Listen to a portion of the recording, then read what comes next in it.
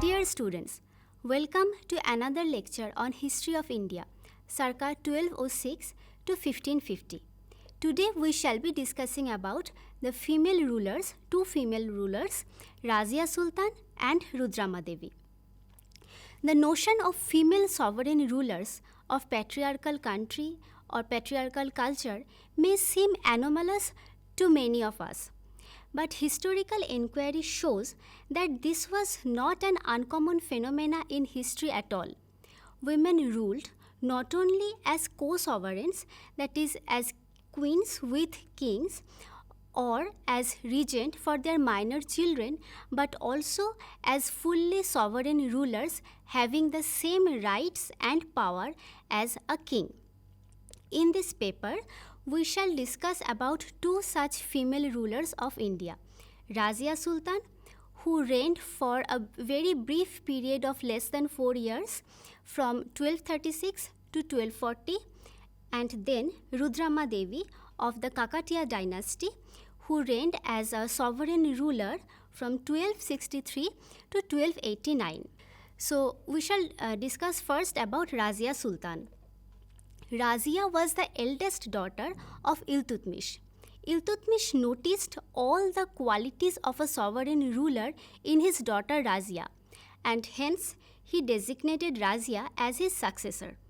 According to Ghurid Minhaj-e-Siraj, a historian who was contemporary of Razia, Iltutmish's decision was opposed by the Turkish slave officers and amirs. But Iltutmish dismissed their protest and decided and asserted that Razia was more eligible for sovereignty than his sons. However, the day after the Sultan's demise, these Turkish officials and amirs, they together enthroned Firuz Shah, a son of Iltutmish. But Firuz Shah proved to be an incompetent ruler. He was immersed in luxury and amusement. The real power behind the throne was his mother, Shah Tarkan. But Shah Tarkan's interference in political affairs was resented by these amirs and Turkish slave officials. When Shah Tarkan attempted to put Razia to death, the people of Delhi attacked the palace and seized Shah Tarkan.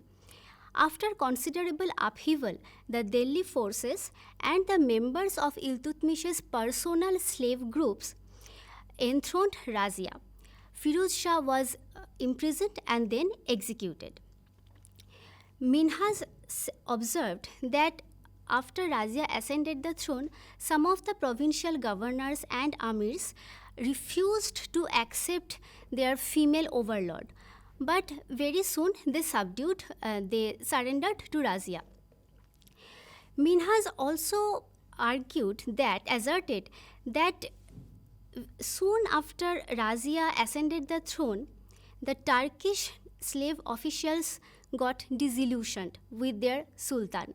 This was because Razia showed favor to an Abyssinian slave official, Jamal al-Din Yaqut, and at the same time, Razia put aside her female dress, put on male garb, rode out on the elephant, and appeared among the people.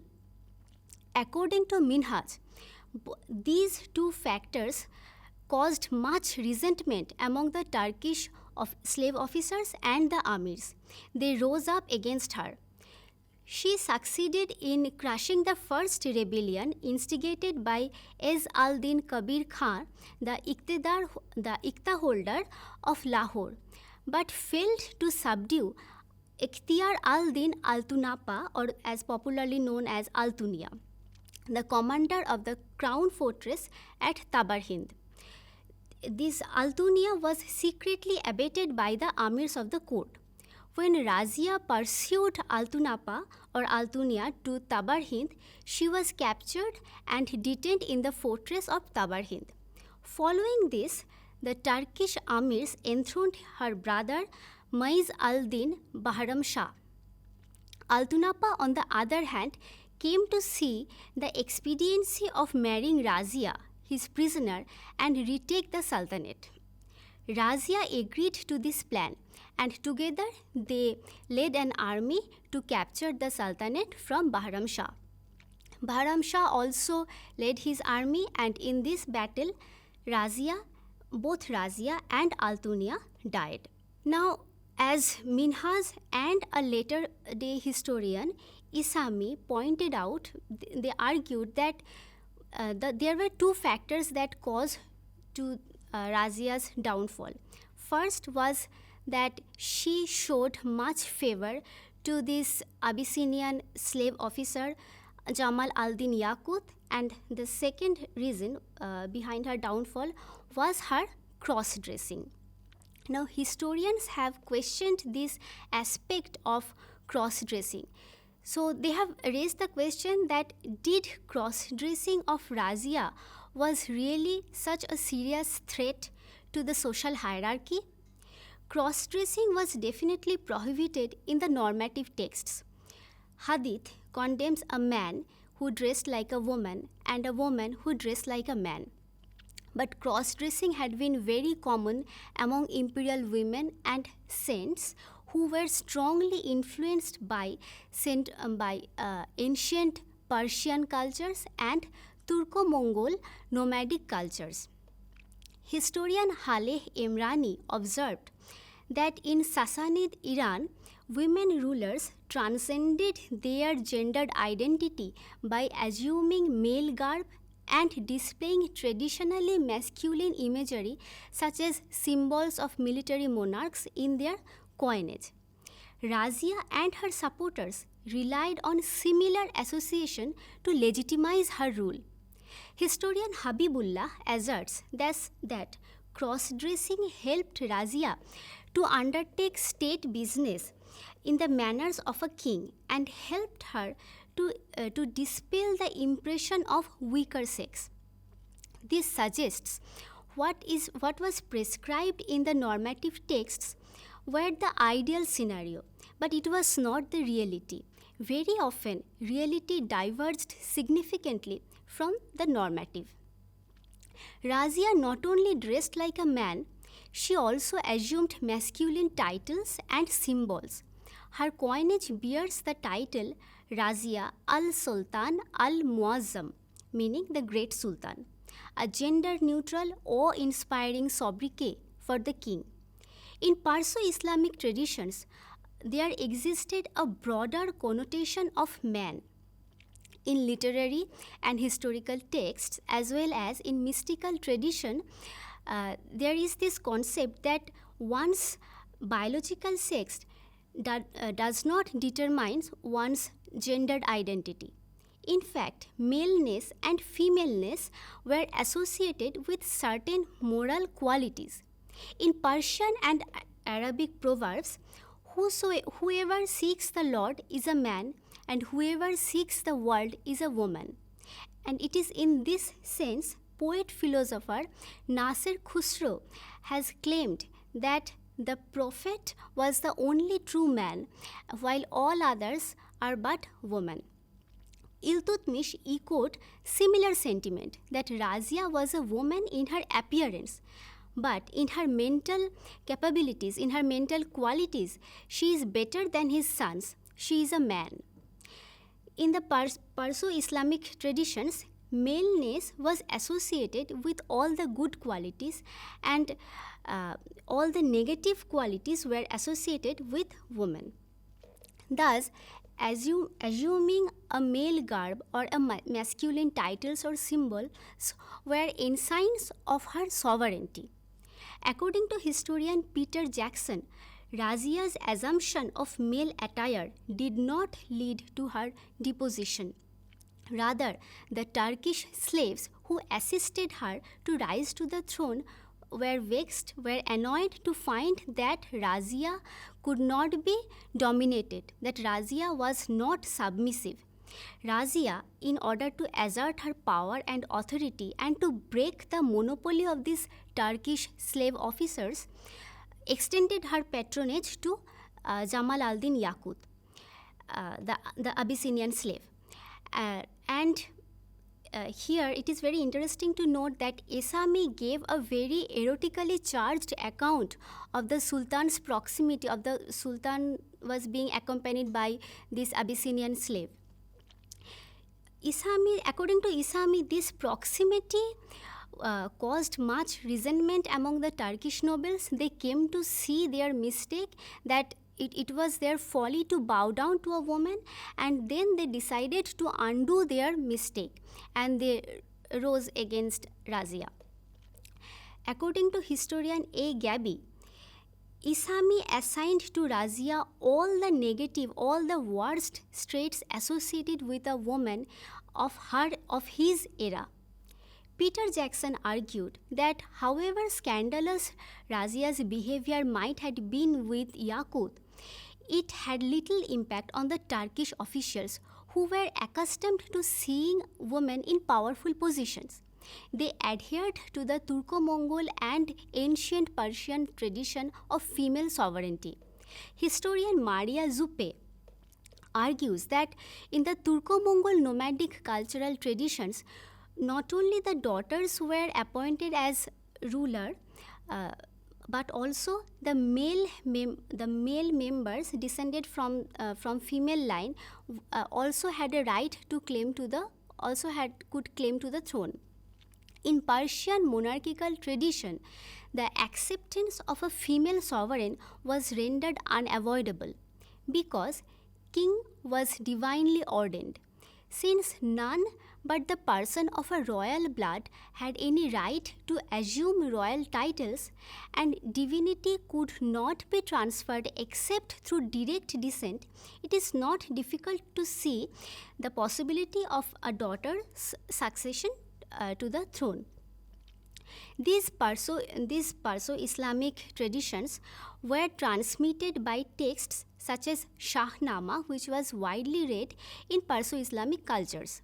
In this context, Minhaj's gendered narrative becomes very problematic.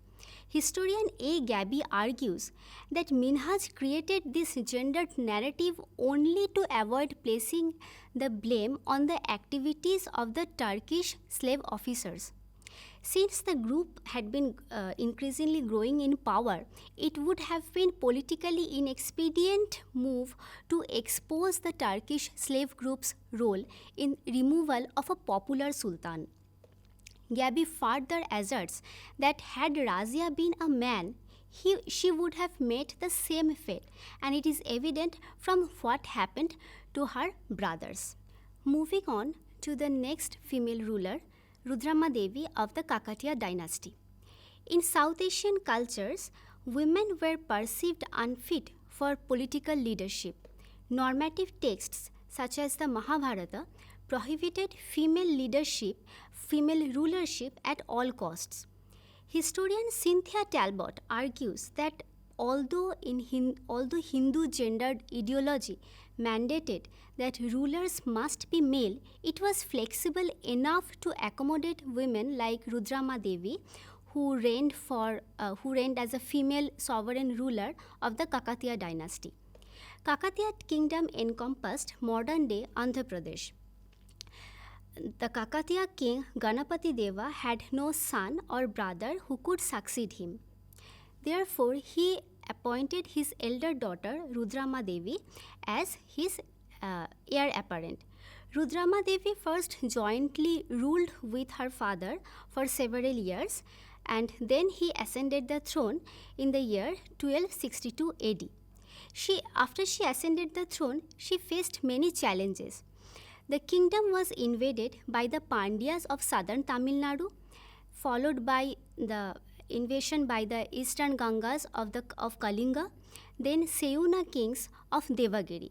But she repulsed all these threats successfully. But probably the most formidable challenge came from Amba Deva of the Kayastha family, probably the most powerful of Kakatiya subordinates. He rebelled in 1272 AD. He defeated the Kakatiya army, and by 1287 he had conquered much of the southern Andhra Pradesh, southwestern Andhra Pradesh, and portions of Guntur.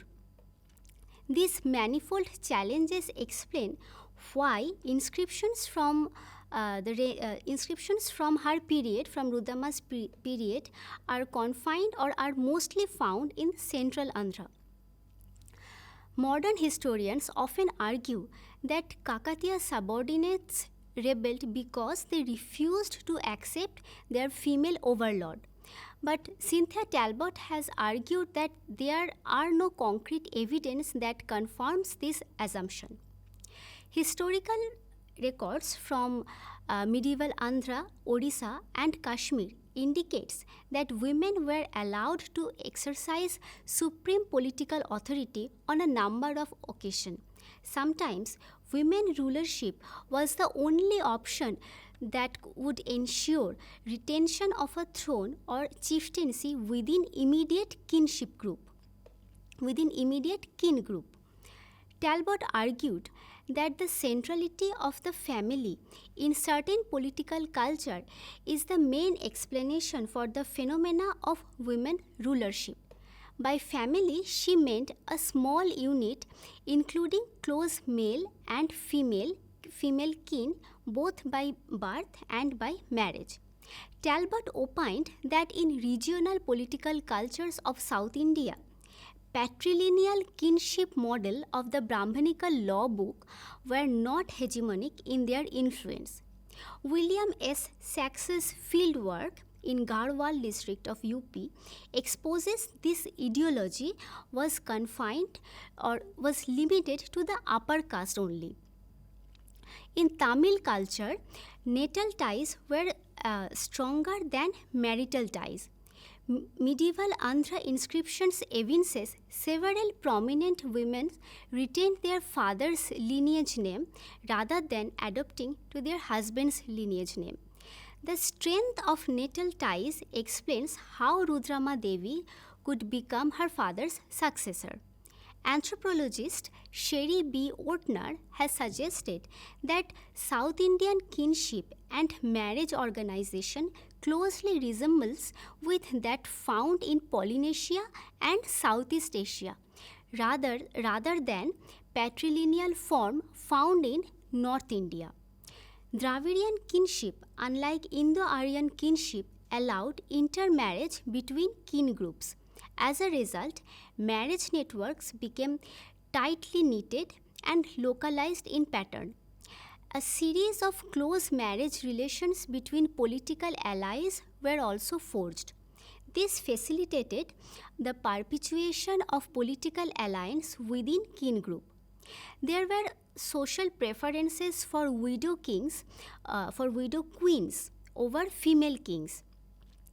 This is why later historical traditions from Andhra often described Rudrama Devi not as a Kakatiya king's daughter but as his wife. According to Pratap Rudra Charitamu, an early 16th century text, Rudrama Devi was a Seuna princess who was married to the Kakatiya king Ganapati Deva. And Mummamma, the mother of Pratap Rudra, was their daughter. She was not Ganapati Deva's granddaughter. Since the main thrust of this text was glorification of Pratap Rudra, the genealogical alteration might have been done to minimize the transmission of kingship through female line to one generation. In actuality, the Kakatiya throne twice descended via women. First with Rudrama Devi, who actually ruled, and later through her daughter Mummamma, who didn't. While the regent queen may have been the more acceptable form of a woman ruler, her deviance from social norms, such as failure to commit sati or self-immolation after the king's death, is frowned upon. In Siddheswara Charitamu, Rudrama Devi is seen being dissuaded by her religious preceptor, a Shaiva guru, to not to commit sati because otherwise the country would be engulfed by anarchy. Once a woman becomes a ruler, A public persona was constructed to hide or at least to gloss over the incompatibility of biological sex and gender role. This was done through manipulation of gender imagery. The idea of male and female was fluid in certain political cultures.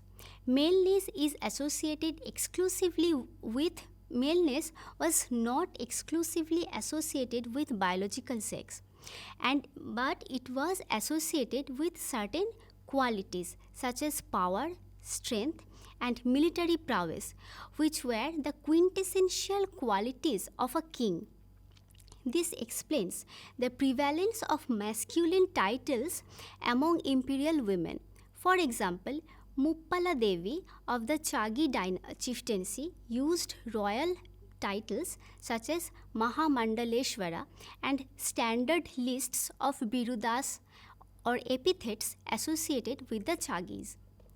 Nagasani of Viryalaya lineage assumed an administrative title Mahasamanta.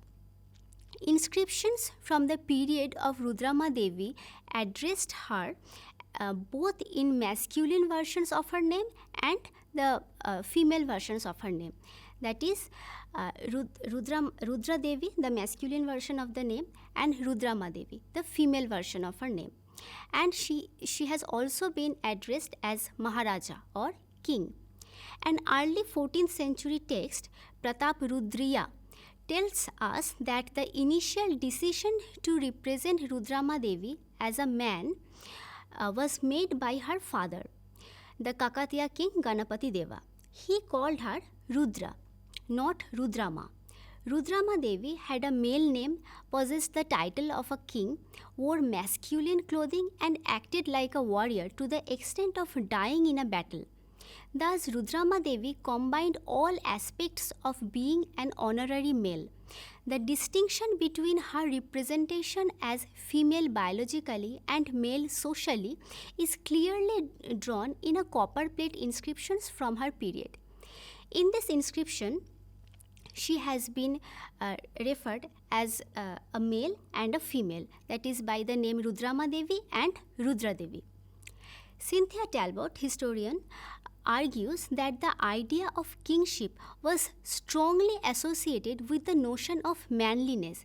That is why these inscriptions referring to Rudrama Devi as a woman could only praise her in distinctly masculine ways. Power and strength could not be associated with women. Women were admired for their piety and pious works such as having temples built, granting villages to Brahmins, going on pilgrimages, and observing vratas or vows. Men were lauded for patronizing religious institutions or scholars, but religious beneficence was considered a desirable quality in a man, but it was not essential to his fame. It was the martial ability or virya, the Sanskrit word for heroic prowess, power, and by extension, semen, was a quintessential constituent of male virtue. It would appear from a survey of prashastis dedicated to imperial men that the main claim to legitimacy and prestige was success in a battle. In this context, Prataparudriyam justifies Rudrama's possession of political authority by equating Rudrama's mother Somamba with goddess Uma and her father Ganapati with the god Shiva. How else, says the text, could independent rulership reside in a feminine form unless with divine sanction? The next passage explains that since she was equivalent to a sun in the greatness of her experience and in the depth of her soul, she was treated thus by King Ganapati, Shiva in mortal form, and accordingly Rudrama Devi was called by the name Rudra. With this, we come to the conclusion of our discussion.